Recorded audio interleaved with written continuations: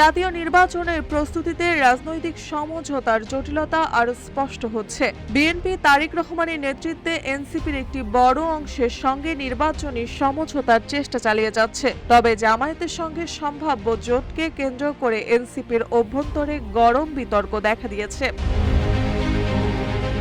সূত্রের বরাতে জানা গেছে, বিএনপি এনসিপির সমঝোতা নিয়ে আলোচনা বেশ এগিয়েছে, তবে সেটা আনুষ্ঠানিকভাবে নয়। নির্বাচনী সমঝোতা সফল হলে কয়েকটি আসন এনসিপির পক্ষ থেকে ছাড়া হতে পারে। এমনকি এনসিপি থেকে পদত্যাগ করে বিএনপিতে যোগ দেওয়া কেউ ধানের শীষ প্রার্থী হতে পারেন। কিউব হোল্ডিংসের গল্পে সেই রেখাটি আঁকা হয়েছিল আজ থেকে 1 যুগ আগে। নকশাই আমাদের ভাষা। Cube holdings limited. তবে এনসিপির মধ্যে জামায়াত জোট নিয়ে ফাটল স্পষ্ট। সম্প্রতি 30 জন নেতার একটি অংশ আহ্বায়ক নাহিদ ইসলামকে লিখিতভাবে জানিয়েছে, জামায়াত ইসলামীর সঙ্গে কোনো জোট নৈতিক অবস্থান ও রাজনৈতিক বিশ্বাসযোগ্যতাকে ক্ষতিগ্রস্ত করবে। তারা উল্লেখ করেছেন, এ ধরনের জোট দলের তরুণ প্রজন্ম সহ নতুন ধারার রাজনীতিতে বিভ্রান্ত ও হতাশা সৃষ্টি করবে।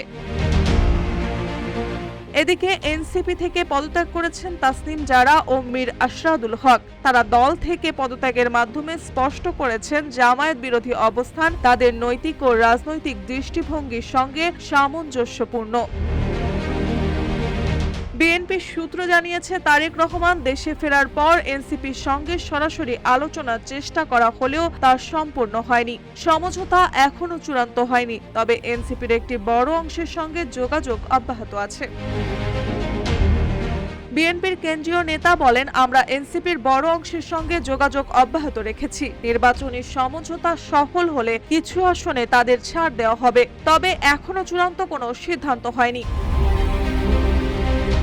রাজনীতির এই সময় জোট ও সমঝোতা নিয়ে তোলপাড়। নির্বাচনের আগে রাজনৈতিক মঞ্চে নতুন নাটক সৃষ্টি করেছে। বিএনপি ও এনসিপির আলোচনার ফলাফল আগামী কয়েকদিনে প্রকাশ পাবে বলে রাজনৈতিক পর্যবেক্ষকরা মনে করছেন।